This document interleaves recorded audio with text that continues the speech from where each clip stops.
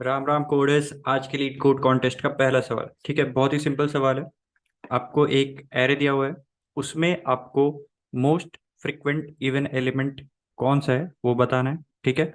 और अगर बहुत सारे ऐसे एलिमेंट हैं जिनका फ्रीक्वेंसी सेम है, एट द सेम टाइम वो हाईएस्ट फ्रीक्वेंसी का है, ठीक है, तो उन सब में से जो भी स्मॉलेस्ट वैसा एलिमेंट है, राइट, उसको आपको रिटर्न करना है, ठीक है। तो ये सिंपल सा हैशिंग का प्रॉब्लम है। अगर आपको हैशिंग में प्रॉब्लम है तो आप हमारे हैशिंग वाले प्लेलिस्ट को फॉलो कर सकते हैं, जिसका लिंक अगेन आ रहा होगा आई बटन पे, या फिर आप जाके हमारे प्लेसमेंट प्रिपरेशन सीरीज, जहाँ पर हमने क्यूरेटेड प्लेसमेंट से रिलेटेड, इंटरव्यू से रिलेटेड क्वेश्चंस डाले हैं, उसको आप फॉलो कर सकते हैं। वहाँ पर हैशिंग वाले प्लेलिस्ट में इस तरीके के क्वेश्चन आपको करने में काफ़ी हेल्प मिलेगा अगर आप उसको कर लेंगे तो, ठीक है। तो इस क्वेश्चन में क्या करना है, तो सबसे पहले मैं क्या करूँगा कि मैं किसी भी एक एलिमेंट पे जाऊँगा, ठीक है। अगर वो इवन है, ठीक है, तो मैं उसका फ्रीक्वेंसी स्टोर करूंगा, ठीक है। इसको करने के लिए मैं क्या कर सकता हूँ, मैं मैप का इस्तेमाल कर सकता हूँ। मैप, ठीक है, map of int comma int, ठीक है। यहाँ पर इंट क्या रिप्रेजेंट कर रहा है, मेरा की, ठीक है, किस एलिमेंट का मैं फ्रीक्वेंसी स्टोर कर रहा हूँ। और ये जो सेकंड इंट है वो बता रहा है कि मेरा उसका क्या फ्रीक्वेंसी है, ठीक है। तो सबसे पहले मैं गया जीरो पे, क्या जीरो इवन एलिमेंट है, राइट, ठीक है, इवन एलिमेंट है जीरो, तो उसका फ्रीक्वेंसी मैं क्या करूंगा, एक इंक्रीज कर दूंगा, वन हो गया। फिर मैं गया वन पे, क्या वन एक इवन एलिमेंट है, नहीं, ठीक है, तो मैं क्या करूंगा, स्किप करूंगा। फिर मैं गया टू पे, टू एक इवन एलिमेंट है, तो इसका फ्रीक्वेंसी मैं इंक्रीज करके कर दूंगा वन, ठीक है। फिर आगे मैं गया, यहाँ पर अगेन टू मिला, तो टू अगेन एक इवन एलिमेंट है, यहाँ पर ये टू ऑलरेडी स्टोर्ड है तो उसका फ्रीक्वेंसी मैं एक बढ़ा दूंगा। फिर मैं आगे गया, मुझे मिला फोर, फोर का फ्रीक्वेंसी मैं बढ़ा दूंगा, पहले जीरो था अभी वन कर दूंगा, ठीक है। फिर अगेन मैं आगे गया, फोर मिला, उसका भी अगेन मैं फ्रीक्वेंसी बढ़ा दूंगा, टू कर दूंगा, ठीक है। तो बस इतने ही सारे मेरे पास इवन एलिमेंट थे। फिर मेरे पास वन है जो कि अगेन एक ऑड एलिमेंट है, मुझे ऑड से कोई मतलब ही नहीं, ठीक है। तो अभी तक का मेरा मोस्ट फ्रिक्वेंट एलिमेंट कौन है, मेरा मोस्ट फ्रिक्वेंट एलिमेंट टू है और फोर है, ठीक है। अगर क्लैश होता है तो मैं क्या बोला गया था कि जो भी छोटा सबसे एलिमेंट है उसको अपन को रिटर्न करना है, ठीक है। तो इस केस में सबसे छोटा कौन सा है, टू, ठीक है, तो यहाँ पर टू रिटर्न कर देंगे। इस एग्जाम्पल पे अगर अपन आए तो यहाँ पर सबसे पहले अपन को फोर मिला, फोर के कॉरस्पॉन्डिंग एक फ्रीक्वेंसी बढ़ाएंगे, ठीक है। अगेन फोर मिला, फ्रीक्वेंसी बढ़ाएंगे। अगेन एक फोर मिला, फ्रीक्वेंसी बढ़ाएंगे, ठीक है। फिर हम लोग को टू मिला, ठीक है, टू मिला, और टू मिला तो हम लोग क्या करेंगे, टू का फ्रीक्वेंसी एक बढ़ाएंगे। फिर अगेन फोर मिला, फोर का फ्रीक्वेंसी बढ़ाएंगे, ठीक है। अब मेरे पास मोस्ट फ्रीक्वेंट एलिमेंट कौन सा है, विदाउट अ डाउट ये फोर ही है, ठीक है। तो यहाँ पर फोर रिटर्न कर देंगे। इसी तरीके से इस एग्जाम्पल पे अगर हम लोग आएंगे तो इस एग्जाम्पल में हमारे पास सिर्फ और सिर्फ ऑड ही एलिमेंट्स हैं, ठीक है। तो इन केस अगर कोई भी एलिमेंट प्रेजेंट नहीं है तो आप रिटर्न कर सकते हैं माइनस वन, जो कि यहाँ पर किया गया है, ठीक है। तो बस बहुत ही सिंपल क्वेश्चन था, इसको अपन सीधा सीधा मैप से इम्प्लीमेंट कर सकते हैं। किस तरीके से मैंने इसको इम्प्लीमेंट किया है वो मैं आपको दिखा देता हूँ, ठीक है। यहाँ पर मैंने इस्तेमाल किया ऑर्डर्ड मैप, ठीक है। ऑर्डर्ड मैप से क्या होता है ना कि की सॉर्टेड फॉर्म में होके आता है, ठीक है। अगर मैंने मान लो इसमें टू स्टोर किया, ठीक है, तो टू की पहले आएगा, ठीक है, टू की के कोरस्पॉन्डिंग मैंने फाइव स्टोर किया। फिर मैंने मान लो एटीन की स्टोर किया। फिर मैंने ट्वेंटी की स्टोर किया, ठीक है। तो ये जो की है ना, की के ऑर्डर में सॉर्ट होके आता है, ठीक है। तो स्मॉलेस्ट की फर्स्ट से ऐसे करके नीचे जाते जाओगे, बड़ा की मिलते जाएगा, ठीक है।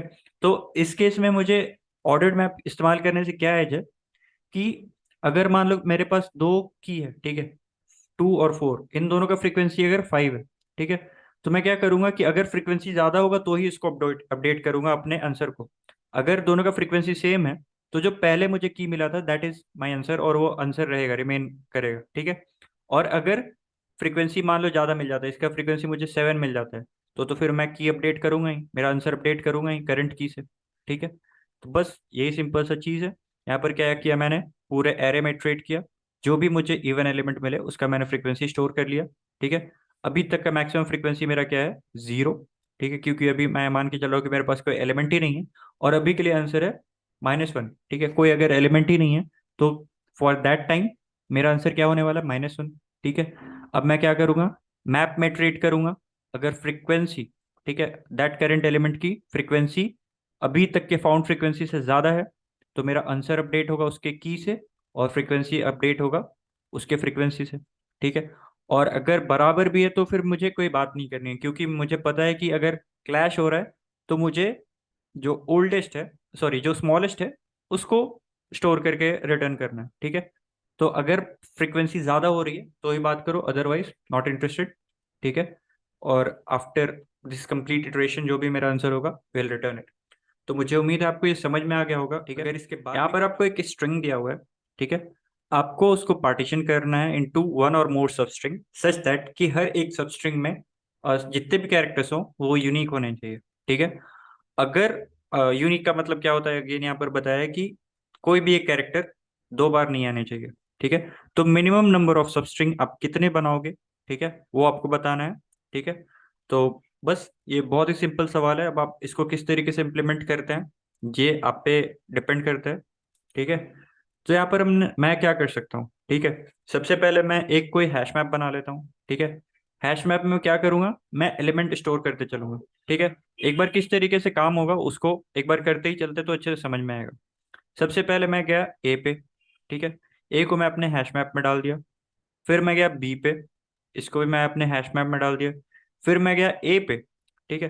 तो ऑलरेडी मैं देख सकता हूँ कि ये ए जो है वो मेरे हैश मैप में प्रेजेंट है। तो इसका मतलब क्या हो गया कि मुझे ये जो लास्ट मेरा रनिंग सबस्ट्रिंग था उसमें इस ए को मैं ऐड नहीं कर सकता। तो इसका मतलब क्या हो गया कि एक पार्टीशन मुझे यहाँ पर करना पड़ेगा। ठीक है। एक पार्टीशन मुझे यहाँ पर करना पड़ेगा। अब जैसे ही मैंने एक पार्टीशन यहाँ पर कर दिया तो इस हैश मैप में जो भी ए था बी था वो तो क्लियर हो गया। ठीक है, क्योंकि उन सबको मैंने काट के ही अलग कर दिया। तो अब मेरे सबस्ट्रिंग में कुछ भी एलिमेंट नहीं है। ठीक है। तो अब मैं क्या कर सकता हूँ, इसमें ए ऐड कर सकता हूँ। फिर मैं आगे गया सी पे। ठीक है। सी को मैंने स्टोर किया। ठीक है, सी भी अभी मेरे हैश मैप में प्रेजेंट नहीं है करेंटली तो। ठीक है। फिर मैं आगे गया, मुझे मिला ए। ठीक है। अगर मैं इस ए को स्टोर करता हूँ तो मेरा सबस्ट्रिंग में एक रिपीटेड कैरेक्टर आ जाएगा। तो मैं क्या करूंगा यहाँ पर कि यहाँ पर एक पार्टीशन कर दूंगा। ठीक है। पार्टीशन से क्या हो गया कि मेरे अभी तक के हैश मैप में, रनिंग हैश मैप में जो भी सारे एलिमेंट्स थे उन सबको मैंने एक अलग सबस्ट्रिंग में डाल दिया।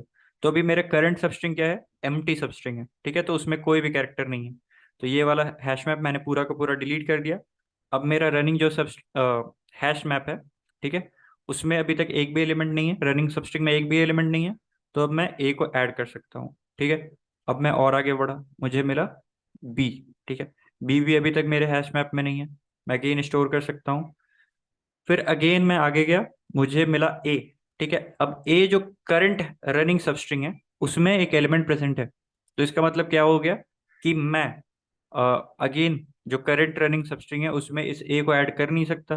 तो मुझे क्या करना पड़ेगा, ये पूरे के पूरे रनिंग सबस्ट्रिंग को मतलब एक सेपरेट पार्टीशन करना पड़ेगा। ठीक है। और फिर मुझे ए को ऐड करना पड़ेगा। फिर मैंने ए को ऐड कर लिया। फिर आगे गया तो एरे खत्म हो गया। देन वेल एंड गुड कि मतलब जो भी आपका आखिरी सब स्ट्रिंग आपने बनाया था उसमें कोई भी रिपीटिंग कैरेक्टर नहीं है, ये बात का गारंटी हो गया। ठीक है। तो इस दौरान आपने कितने पार्टीशन किए, एक, दो, तीन। ठीक है।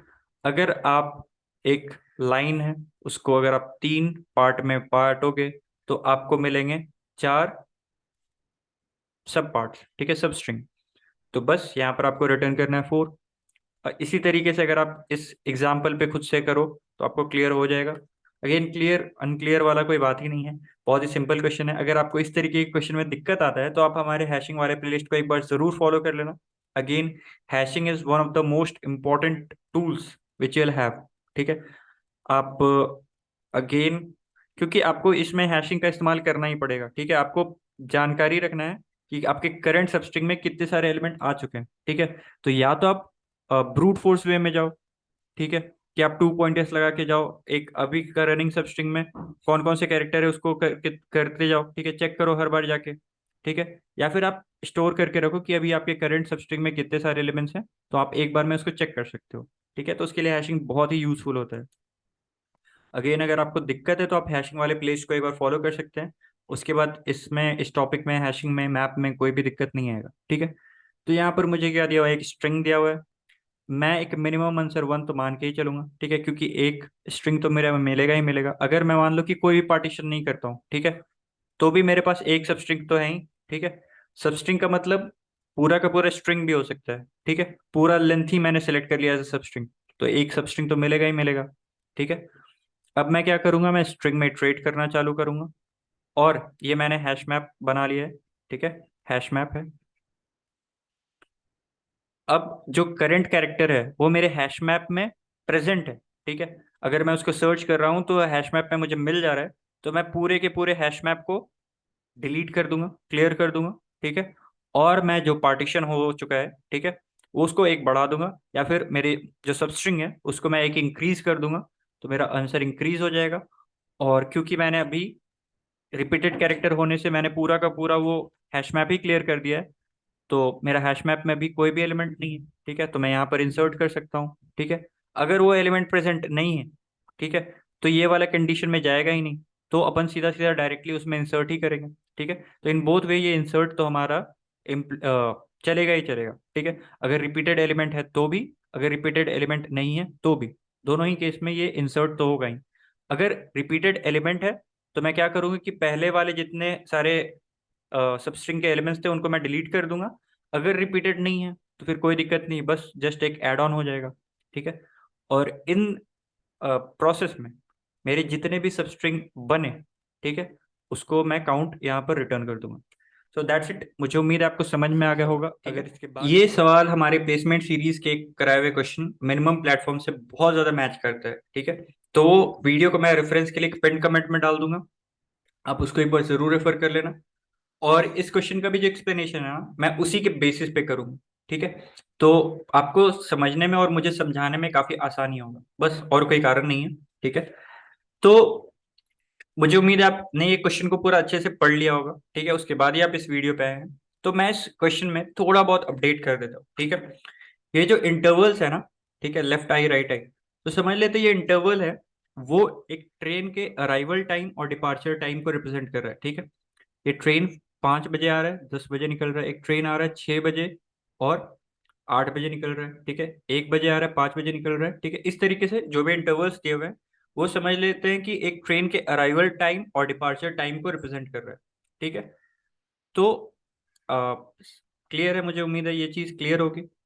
अब मुझे क्या बताना है, समझ लेते हैं कि एक प्लेटफॉर्म, सॉरी एक स्टेशन है मेरे पास, ठीक है। अब मुझे उस स्टेशन पे मिनिमम नंबर ऑफ प्लेटफॉर्म्स बनाने हैं, ठीक है। अब प्लेटफॉर्म्स बनाने के लिए मुझे क्या जरूरत है, ठीक है, कि एक प्लेटफॉर्म पे अगर कोई ट्रेन आके रुकी हुई है, ठीक है, तो अगली ट्रेन उसी प्लेटफॉर्म पे आके नहीं रुक सकती, तो उसके लिए मुझे फिर एक नया प्लेटफॉर्म बनाना पड़ेगा। अब मान लो कि दो प्लेटफॉर्म मेरा इंगेज है, उसी टाइम पे तीसरा जो ट्रेन है वो भी आ गई, तो क्या मुझे, मतलब मैं इन दोनों पे तो लगा नहीं सकता, तो मुझे एक और प्लेटफॉर्म बनाने की जरूरत पड़ जाएगी, ठीक है। अब मान लेते हैं कि चौथी ट्रेन है, ठीक है, पर चौथी ट्रेन आने से पहले कोई एक ट्रेन डिपार्ट कर चुकी है, ठीक है। तो अब मैं क्या एक नए प्लेटफॉर्म को बनाऊंगा? बिल्कुल नहीं। जो ट्रेन डिपार्ट कर चुकी है उसी प्लेटफॉर्म पे मैं इस ट्रेन को, फोर्थ वाले ट्रेन को डाल दूंगा, ठीक है। तो इस तरीके से अपन थोड़ा विजुअलाइज करने में आसानी होगा, तो इस तरीके से अपन इस क्वेश्चन को कंसिडर करेंगे, ठीक है।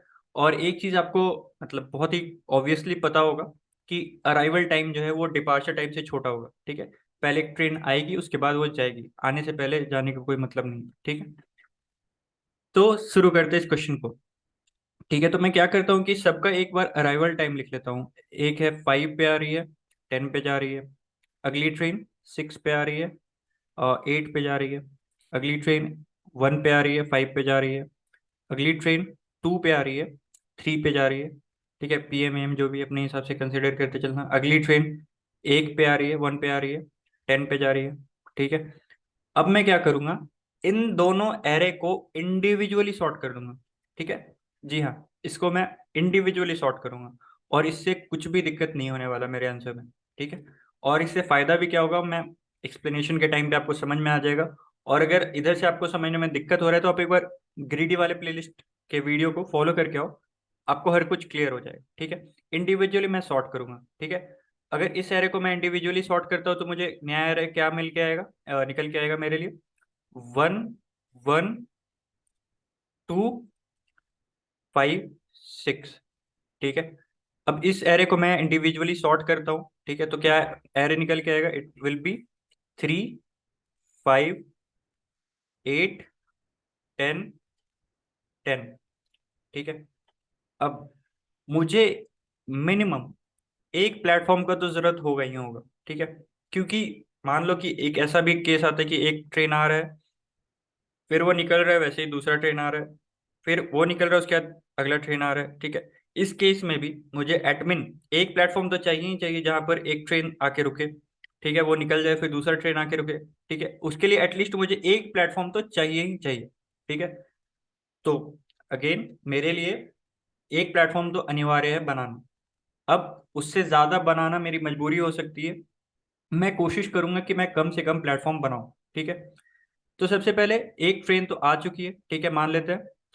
और उसके बाद मैं दूसरी ट्रेन के लिए आगे बढ़ रहा हूँ। ठीक है, दूसरी ट्रेन, ठीक है, पहली ट्रेन जो है वो 1 बजे आ चुकी है। ठीक है, एक मैं पॉइंटर रखूंगा इस पे, एक मैं पॉइंटर रखूंगा इस पे। ठीक है, पहली ट्रेन जो है वो आ चुकी है। ठीक है, अब जो सबसे अर्लीस्ट ट्रेन है जो मेरी निकलेगी, ठीक है, एक ट्रेन मेरी आके लगी हुई है प्लेटफॉर्म नंबर 1 पे। ठीक है, इट दिस रिप्रेजेंट कि नंबर ऑफ प्लेटफॉर्म कितना है, और ये रिप्रेजेंट कर रहा है कि वो प्लेटफॉर्म अभी इंगेज है या नहीं। ठीक है, अब जो अगली ट्रेन है वो एटमिन, ठीक है, वो 1 PM पे ही आएगी, 1 बजे ही आएगी। ठीक है, और जो अर्लीस्ट ट्रेन लीव कर रही है वो 3 बजे लीव कर रही है। ठीक है, तो ये ट्रेन जब तक आएगी तब तक कोई भी ट्रेन तो लीव नहीं किया होगा। ठीक है, तो मुझे क्या करना होगा? एक और प्लेटफॉर्म बढ़ाना होगा। ठीक है, तो मुझे एक और प्लेटफॉर्म बढ़ाना होगा। ठीक है, अब प्लेटफॉर्म जो मेरा इनिशियली 1 था वो प्लेटफॉर्म अब मेरा हो जाएगा 2।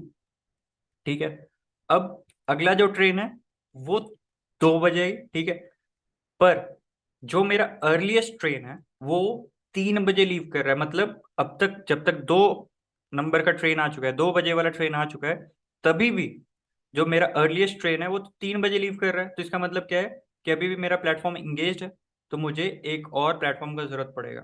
ठीक है, तो अब मुझे एक और प्लेटफॉर्म का जरूरत पड़ गया, और ये मेरा इंक्रीज होके 3 बज गया, 3 हो गया। ठीक है, अब आगे बढ़ते हैं। अब मैं आगे बढ़ा, ये हो गया 5। ठीक है, तो 5 क्या हो गया कि 5 इंटरवल आते आते, मतलब 5 बजे वाला ट्रेन आते आते, ये 3 बजे वाला, मतलब एक प्लेटफॉर्म तो मेरा खाली हो चुका है। तो मैं क्या करूंगा कि मेरा एक प्लेटफॉर्म जो था, वो अभी तक जो मैंने 3 प्लेटफॉर्म बनाया था उसमें से एक प्लेटफॉर्म तो अब फ्री हो चुका है, गारंटी के साथ मैं बोल सकता हूँ कि एक प्लेटफॉर्म तो फ्री हो चुका है। ठीक है, तो एक प्लेटफॉर्म फ्री हो चुका है, तो मेरा नंबर ऑफ प्लेटफॉर्म इंगेज मैं एक घटा दूंगा। ठीक है, नंबर ऑफ प्लेटफॉर्म इंगेज मैं एक घटा दूंगा। अब मेरे पास 2 प्लेटफॉर्म इंगेज है, एक प्लेटफॉर्म फ्री है। ठीक है, और इसको मैं आगे बढ़ा दूंगा। ठीक है, अब अगला ट्रेन जो है वो डिपार्ट कर रहा है 5 बजे, और अगला ट्रेन आ रहा है 5 बजे। ठीक है, आ भी रहा है 5 बजे, जा भी रहा है 5 बजे, इसका मतलब क्या होगा? इंटरसेक्शन होगा। तो इसका मतलब क्या हो गया कि मुझे फिर से एक प्लेटफॉर्म चाहिए होगा। ठीक है, तो अभी मेरे पास 2 प्लेटफॉर्म इंगेज है, तो अभी मुझे एक और प्लेटफॉर्म चाहिए, तीसरा प्लेटफॉर्म चाहिए। ठीक है, अभी तक का मैक्सिमम प्लेटफॉर्म मेरा 3 है, तो अभी भी इंक्रीमेंट करने की कोई ज़रूरत नहीं है। फिर ठीक है, ये ट्रेन आ गया, आराम से अगले ट्रेन पे चलते हैं। ठीक है, अगला ट्रेन जो है वो 6 बजे आएगा। ठीक है, 6 बजे आते आते एक प्लेटफॉर्म तो मेरा गारंटी के साथ और फ्री हो चुका होगा। ठीक है, तो अभी तक के लिए मेरे प्लस जो भी प्लेटफॉर्म है वो कितने इंगेज रहेंगे? 2 ही इंगेज रहेंगे। तो यहाँ पर से मैं एक इंगेज को कम कर दूंगा। ठीक है, और जो लीव है, डिपार्चर है, उसको मैं एक आगे कर दूंगा। ठीक है, जो अगला ट्रेन है वो 8 बजे लीव करेगी। ठीक है, और ये जो है ये 6 बजे अराइव करेगी, और ये 8 बजे डिपार्ट करेगी। तो अगेन मुझे एक और प्लेटफॉर्म का जरूरत पड़ेगा, तो मैं प्लेटफॉर्म को फिर से एक इंक्रीज करूंगा। ठीक है, अभी तक मेरे पास 3 प्लेटफॉर्म है, 2 इंगेज हैं, तो मुझे तीसरा इस्तेमाल करना पड़ेगा। ठीक है, और मैं जैसे ही आगे बढ़ूंगा मेरे पास उतने ट्रेन ही नहीं है। ठीक है, सारे ट्रेन को अपन ने कवर कर लिया, और इस तरीके से अपना, मतलब अब बाकी के जो 2 प्लेटफॉर्म हैं, जो 3 प्लेटफॉर्म्स हैं, वो कभी भी लीव करे, मुझे उनसे मतलब नहीं। मेरे जितने भी ट्रेन थे अराइवल, उनका मैंने अकोमोडेट कर दिया है, उस तरीके से मैंने सॉर्ट कर दिया है कि वो अब कोलाइड नहीं करेंगे। ठीक है, एक बार अपन अगर इसको इस एग्जाम्पल पे भी रन करें तो आराम से समझ में आता है। ठीक है, सबसे पहले एक से, मतलब मान लेते हैं ये 2 ट्रेन 1 बजे आ रही है। ठीक है, तो 1 बजे वाले में मुझे एक ट्रेन को एकोमोडेट करने के लिए तो एक प्लेटफॉर्म चाहिए, ठीक है। ये 5 बजे लीव करेगा। और मुझे एक और प्लेटफॉर्म चाहिए जो अगेन 1 बजे, दो ट्रेन आ रही, राइट, तो मुझे दूसरी ट्रेन को भी एकोमोडेट करने के लिए एक और प्लेटफॉर्म चाहिए, ठीक है। अब अगली ट्रेन कब आ रही है? 2 बजे आ रही है, ठीक है। तो 2 बजे भी आ रही है ट्रेन, और अभी तक का जो मेरा ट्रेन है वो लीव कितने बजे कर रहा है? एटमिन 3 बजे लीव कर रहा है, सॉरी 5 बजे लीव कर रहा है। तो इसका मतलब क्या है कि मुझे एक और प्लेटफॉर्म का जरूरत पड़ेगा ही पड़ेगा, ठीक है। 2 से 3, ठीक है। अब आगे बढ़ते हैं। अगली ट्रेन कितनी बजे आएगी? 5 बजे आएगी, ठीक है। 5 बजे अगली ट्रेन आएगी, तब तक मेरा ये वाला जो इंटरवल है, जो ये ट्रेन है, वो तो जा चुका है, ठीक है। तो मेरे जो थर्ड प्लेटफॉर्म है वो तो फ्री हो चुका है, राइट। तो मैं इस ट्रेन को इधर डाल दूंगा, 5 से 10, ठीक है, इधर डाल दूंगा। अब अ, अगली ट्रेन जो है वो मेरी कब आएगी? 6 बजे आएगी। 6 बजे आने वाली ट्रेन जो है उसको मैं इधर डाल सकता हूँ, क्योंकि ये वाली जो ट्रेन है वो 5 बजे चले जाएगी, ठीक है, 6 से 8, ठीक है। तो इस तरीके से मैं इसको इधर डाल दूंगा। अब जितने भी ट्रेन थे उन सबको हमने किधर ना किधर अरेंज कर दिया, तो मुझे इस अरेंजमेंट को करने में 3 प्लेटफॉर्म का जरूरत पड़ा। तो 3 विल बी आर आंसर। तो मुझे उम्मीद है आपको ये समझ में आ गया होगा। और अब आ जाते हैं कोडिंग पार्ट पे, ठीक है। तो इसका कोड बिल्कुल जिस तरीके से अपन ने डिस्कस किया था उसी तरीके से होने वाला है, पर इस कोड को थोड़ा विजुअलाइज कर पाना मुश्किल होता है। तो आई वुड सजेस्ट कि एक बार उस वीडियो को भी देख लेना, इस वीडियो को एक बार पॉज करके खुद से ट्राई रन करना, उसके बाद ही आपको ये क्लियर होगा अच्छे से। मैंने किस तरीके से इस अप्रोच को कोड किया है वो मैं एक बार आपको बता देता हूँ, ठीक है। तो यहाँ पर सबसे पहले मैंने क्या किया कि अपन ने बात किया था कि मेरे को स्टार्टिंग पॉइंट, ठीक है, मतलब अराइवल टाइम और डिपार्चर टाइम, ठीक है, ये दोनों मेरे को सेपरेटली सॉर्ट करने हैं। तो सेपरेटली सॉर्ट करने के लिए मुझे दोनों को सेपरेटली स्टोर करना पड़ेगा।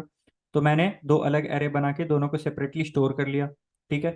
अब ये इंटरवल जो है आप समझ सकते हैं प्लेटफॉर्म, ठीक है, कितना प्लेटफॉर्म मैंने इंगेज किया हुआ है अभी तक में। और ये आंसर क्या है? अभी तक में मेरा मैक्सिमम जो प्लेटफॉर्म इंगेज हुआ है, ठीक है, मैक्सिमम ट्रैफिक के टाइम पे मेरा कितना प्लेटफॉर्म इंगेज हुआ है, दैट इज माय आंसर, ठीक है। और ये जो इंटरवल है वो बता रहे कि करंट टाइम पे मेरे कितने प्लेटफॉर्म इंगेज है, ठीक है। दो पॉइंटर का भी हमने बात किया था, एक होगा स्टार्टिंग वाले एरे पे, मतलब अराइवल वाले एरे पे, एक होगा डिपार्चर वाले एरे पे, ठीक है। तो स्टार्टिंग वाले एरे पे आई रहेगा और डिपार्चर वाले एरे पे जे रहेगा, ठीक है। अब जैसा कि हमने बात किया था, अगर कोई ट्रेन जो अर्लीस्ट डिपार्चर है उससे पहले आ जाए, ठीक है, जो मेरा सबसे पहले जो ट्रेन लीव कर रहा है उसके भी पहले आ जाए, इसका मतलब क्या हो गया कि मुझे एक और प्लेटफॉर्म बनाना पड़ेगा, ठीक है, एक और प्लेटफॉर्म पे इंगेज करना पड़ेगा। और मैं आई को यहाँ से इंक्रीमेंट कर दूंगा। एल्स क्या होता है कि जो करंट ट्रेन आ रहा है उससे पहले जो मेरा प्लेटफॉर्म इंगेज प्लेटफॉर्म था उसमें से एक ट्रेन लीव कर चुका है, ठीक है। तो मैं क्या करूंगा सबसे पहले कि नंबर ऑफ इंगेज प्लेटफॉर्म मैं एक कम करूंगा और जे को मैं इंक्रीज कर दूंगा, ठीक है। और इस तरीके से अपन जो भी मैक्सिमम होगा, maximum engagement at a time कितने प्लेटफॉर्म्स का है उसको मैं स्टोर कर लूंगा आंसर वेक्टर पे, ठीक, आंसर वेरिएबल पे। और इन द एंड मैं आंसर को रिटर्न कर दूंगा। अगर इसके बाद भी कोई डाउट बच रहा है तो आप कमेंट सेक्शन पे आ सकते हैं, या फिर आप तो जो गैस ये आज का क्वेश्चन डी। ऑनेस्टली बोलूँ तो ऐसा क्वेश्चन जनरली नहीं देना चाहिए लीड कोड के क्वेश्चन डी में, because this question involve some typical tough concepts जो कि कोड फोर्सेस का डी में भी जनरली नहीं पूछता है, ठीक है। बट बाकी ऐसे क्वेश्चन अच्छा है। बस अगर आप नई कोड पर कर पाए इट्स फाइन, बट एटलीस्ट आप सोच पा रहे हो कैसे होगा, तो इट्स गुड, ठीक है। बेसिकली क्वेश्चन का नाम है LIS पार्ट 2। अगर LIS आपको आता है देन बहुत ही अच्छी बात है, LIS आपको आना चाहिए, ठीक है। लॉन्गेस्ट इंक्रीजिंग सबसीक्वेंस, इसका वीडियो हम लोग कवर किए हैं। बाय रिकर्शन कवर किया हूँ मैं इसको, बाय मेमोराइजेशन कवर किया हूँ, बाय टैबुलर डीपी कवर किया हूँ, और इन एन लॉगिन में कवर किया हूँ। PPS में चारों फॉर्मेट में इस वीडियो को कवर किया गया है, ठीक है। Recursion approach, memorisation approach, tabular approach और एन लॉगिन में भी इसका अप्रोच है। तो अगर आपको दिक्कत हो रहा है तो आप देख के आइए, बहुत ही स्ट्रांग हो जाएगा ये कंसेप्ट, ठीक है। ये बहुत ही फेमस क्वेश्चन है। बेसिकली क्वेश्चन क्या बोल रहा है यार, क्वेश्चन इतना ही बोल रहा है कि आपको एक सब सीक्वेंस चूज करना है जो कि इंक्रीजिंग होना चाहिए, बट कंस्ट्रेंट एडिशनल इतना ही है कि मान लो आप पहला नंबर 1 है और दूसरा नंबर 8 है। आपको एक के दे देगा क्वेश्चन में, मान लो 3 दे दिया, तो अगर पहला नंबर आप 1 दिए हो तो दूसरा नंबर 2 3 4 ले सकते हो, 8 नहीं ले सकते। तो 8, तो अगर आप पहला नंबर 8 है तो दूसरा नंबर 11 हो सकता है, फिर 13 हो सकता है, फिर 18 नहीं हो सकता, क्योंकि गैप जो है वो हमेशा के या उससे कम रहना चाहिए। तो इधर गैप 5 है जो कि के से बड़ा है। बस यही ध्यान रखना है आपको, एक ऐसा सब सीक्वेंस चूज करना है जो कि इंक्रीजिंग तो होगा ही मेरे भाई, बट जो गैप है आपस में दो कंसेक्यूटिव नंबर का के से ज्यादा नहीं होना चाहिए। That's it. तो ऐसे लॉन्गेस्ट इंक्रीजिंग कितना बड़ा हो सकता है आपको बताना है। I think the question is clear, right? जैसे इस केस में क्या होगा, इस केस में आंसर होगा आपका 1 3 4 5 8। देखिए 1 3 4 5 8। और देखिए कोई भी दो कंसेक्यूटिव नंबर का डिफरेंस 3 से बड़ा नहीं है भाई। 2 1 1 3। तो सही है, आंसर 5 है। और भी हो सकते हैं, ये 2 2 3 4 5 8 भी हो सकता है, एक ही बात है। तो बेसिकली आपको इसका लेंथ रिटर्न करना है। और अगर कोई बेसिक डीपी अप्रोच पता है एन स्क्वायर वाला, तो इधर अगर आप उससे सोच पा रहे हो तो इट्स फाइन। क्या डीपी अप्रोच एक बार ब्रीफली डिस्कस कर देते हैं भाई। भाई ऐसे ही कुछ था ना, आपको अरे दिया है और नंबर क्या क्या है, 4 2 1 4 3 4 5 8 15, 4 5 8 15। ठीक है, तो अब लास्ट जाओगे। मैं गैस रिकमेंड करूंगा प्लीज एक बार वीडियो देख लो, बहुत क्लैरिटी आ जाएगा। मैं बहुत ही ब्रीफ में डिस्कस करूंगा इधर। तो इधर क्या है भाई, 15 है भाई। तो अब 15 से स्टार्ट होने वाला longest increasing subsequence with difference minimum के वाला के क्या हो सकता है। एक, अभी इधर आओ। 8 से स्टार्ट, मान लो अरे 8 से स्टार्ट हो रहा है, अब 8 से स्टार्ट होने वाला longest increasing subsequence with max difference के क्या हो सकता है।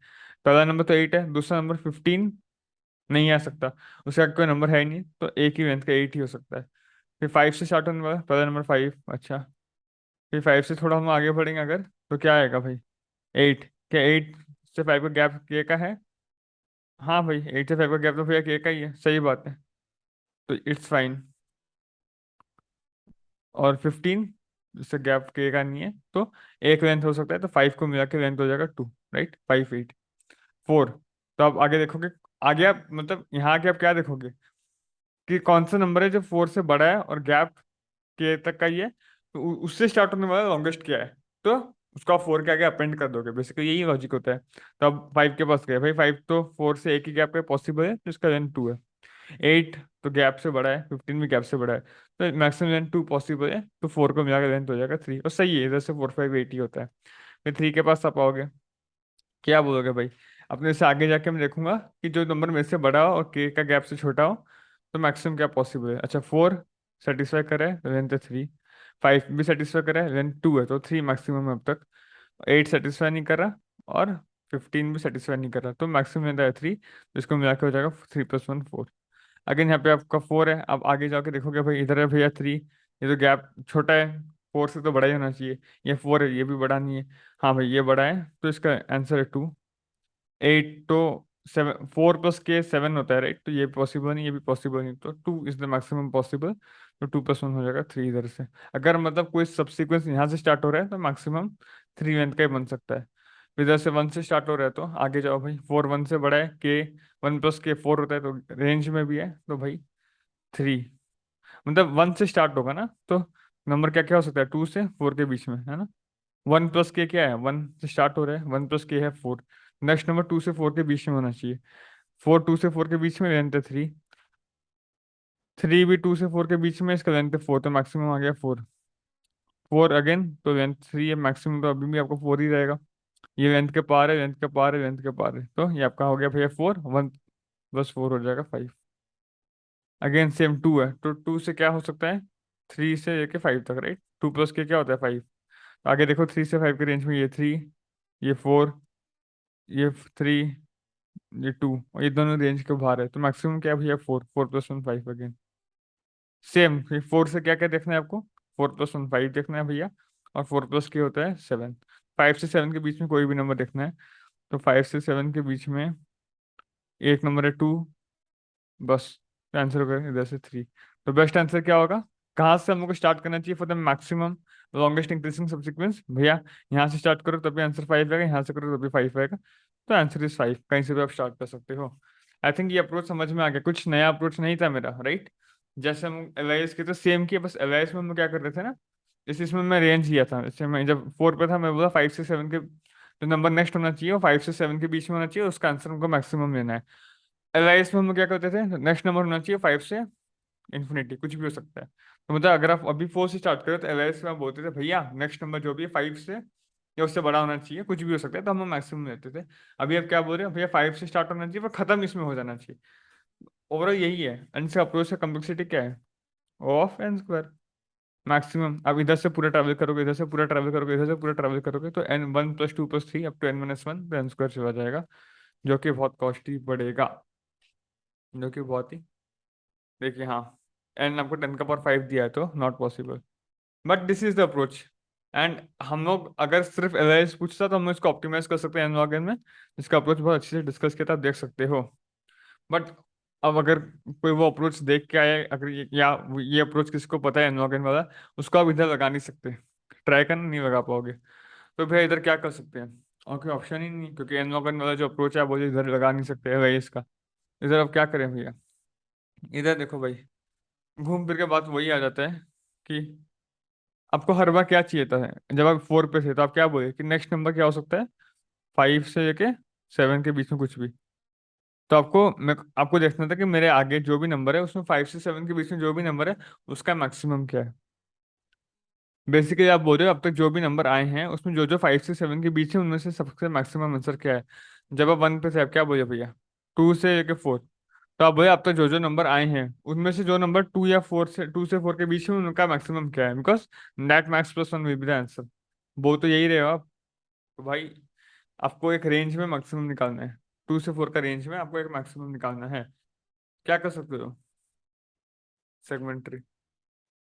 जब आपको कोई रेंज मैक्सिमम निकालना है, एक तो है कि आप 2 से 4 में हर एक नंबर में ट्रैवल करो, लाइक आप एक एरे बना लो, ग्लोबल एरे, उसमें सारे नंबर रख लो, फिर आप 2 में 2 का मैक्सिमम से स्टोर करना, 3 में 3 का मैक्सिमम से स्टोर करना, 4 में 4 का मैक्सिमम स्टोर करना, फिर 2 से 4 ट्रैवल करना, मैक्सिमम ले लेना। तो इसका तो ऑफ एन लगेगा पूरा, of length of interval, right. But ये महंगा पड़ेगा, तो इधर यूज होगा सेगमेंट्री। ये आपको ये काम लॉग इन में कर देगा, ऑफ लॉग इन में, log of length of interval basically. बस यही है, this is the approach. Approach same है पूरा। आपको हर एक नंबर के पास जाना है भाई, उधर से पॉसिबल फिजिबल रेंज निकालना है, एंड उस रेंज का आपको मैक्सिमम लेना है। रेंज का मैक्सिमम लेने के लिए या तो आप ग्लोबल एरे दे सकते हो, तो आपको हर एक 5 से 7 का आपको मैक्सिमम चाहिए, तो आपको ट्रैवल करना पड़ेगा 5 से 7 में, मैक्सिमम देखना पड़ेगा। या फिर आप इसमें ट्रैवल कर सकते हो, दोनों वे में एन स्क्वायर ही लगेगा। बट अगर आप सेगमेंट ट्री यूज करते हो तो वहाँ पे क्वेरी डाल दोगे कि भाई 5 से 7 के बीच में मैक्सिमम मेरे को ला के दो, तो ला के आपको अपने आप दे देगा। जैसे कि देखते हैं, सेगमेंट्री अगर आपको नहीं आता गाइस, इट्स टोटली फाइन, जरूरत नहीं है। अगर इनिशियल प्लेसमेंट के लिए segment tree is not needed at all, तो नहीं आता, इट्स फाइन। बस आपको ये अप्रोच समझ में आ जाना चाहिए, और सेगमेंट्री मैं कैसे क्यों लगा रहा हूँ, कहाँ लगा पा रहा हूँ, बस इतना समझ जाओ, बाकी चलेगा। ठीक है। अगर आप इधर देखोगे इस क्वेश्चन में, अगर मैं ट्रायंगल करूँ विद सेगमेंट्री, वही चीज़ है, कुछ स्पेशल नहीं है भाई। देखो सेगमेंट्री अभी खाली है, ठीक है, खाली इन द सेंस कि सबका वैल्यू 0 0 0 है, ऐसा कुछ सोचो आप। 1 से लेके 12 तक है ना, वन, तो बेसिकली हर एक का वैल्यू आप सोचो अभी 0 है। 1 2 3 4 5 6 7 8 9 10 11 12, ठीक है, अभी सबका वैल्यू है 0।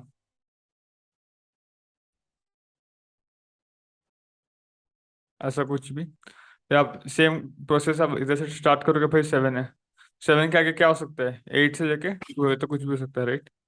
तो आप देखोगे भाई 8 से 12 तक का मैक्सिमम क्या है, 8 9 10 11 12 मैक्सिमम क्या है, राइट।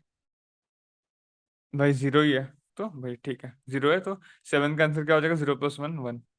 तो आप 7 का आंसर अपडेट कर दोगे भैया 1 है, तो 7 का आंसर अपडेट हो गया 1। फिर आप जाओगे 4 पे, 4 से आप क्या रेंज आएगा, 5 से लेकर 9 तक,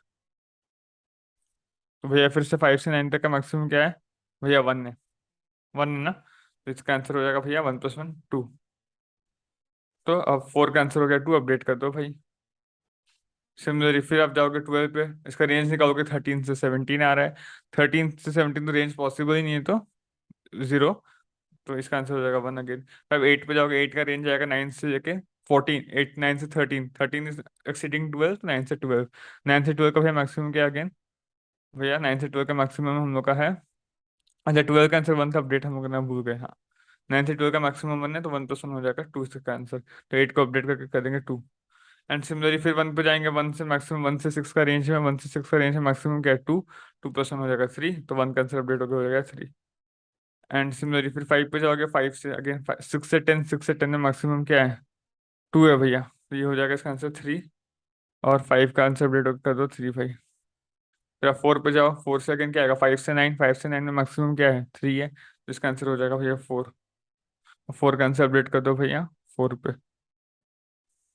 एंड 7 पे जाओ, इसके क्या बोलोगे 8 से 12 तक, 8 से 12 तक मैक्सिमम क्या है 2 ही है, तो इसका आंसर हो जाएगा 3, और 7 का आंसर अपडेट कर दो 3 बस।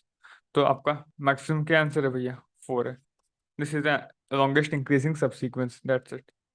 बस आपको हर बार जाना है, आपको रेंज निकालना है, उस रेंज का मैक्सिमम बाय सेगमेंट ट्री देख सकते हो आप, बस यही काम जो आप कर रहे हो ना मैक्सिमम चेक करने वाला, यही काम आप सेगमेंट ट्री से करोगे। ये काम अभी आप इस एरे में चेक कर रहे थे, उसको आप सेगमेंट ट्री से चेक करोगे बस, और कुछ भी फर्क नहीं है। बाकी फिर आंसर आया उसको अपडेट कर दोगे, बस दैट्स इट, इतना ही है। एंड सेगमेंट ट्री नहीं आ रहा, इट्स फाइन, अगर आप इसको ऐसे भी लिख पा रहे थे खुद से, देन आप बहुत ही अच्छे लेवल पे हो, पहली बात।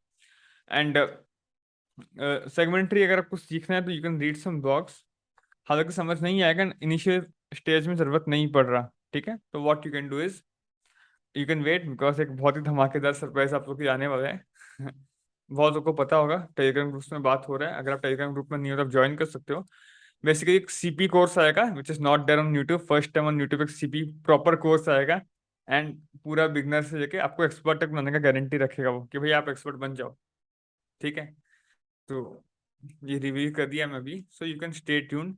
अगर सब्सक्राइब नहीं किया चैनल, सब्सक्राइब कर सकते हो भाई, सब चीज सीख जाओगे भाई, एक्सपर्ट बना के ही छोड़ेंगे। वो कोर्स भी उसी लेवल का होगा, डिजाइनिंग चल रहा है प्रॉपरली, नेवर माइंड। एक बार कोड पे आ जाते हैं भाई, जो बोला उसी पे बात हुआ है। क्या करना है भैया, एक सेगमेंट्री बिल्ड किया हूँ मैं, आंसर 0 है, आपको एरे में एंड से ट्रेवल करना है, आपको रेंज निकालना है एल से आर का, राइट।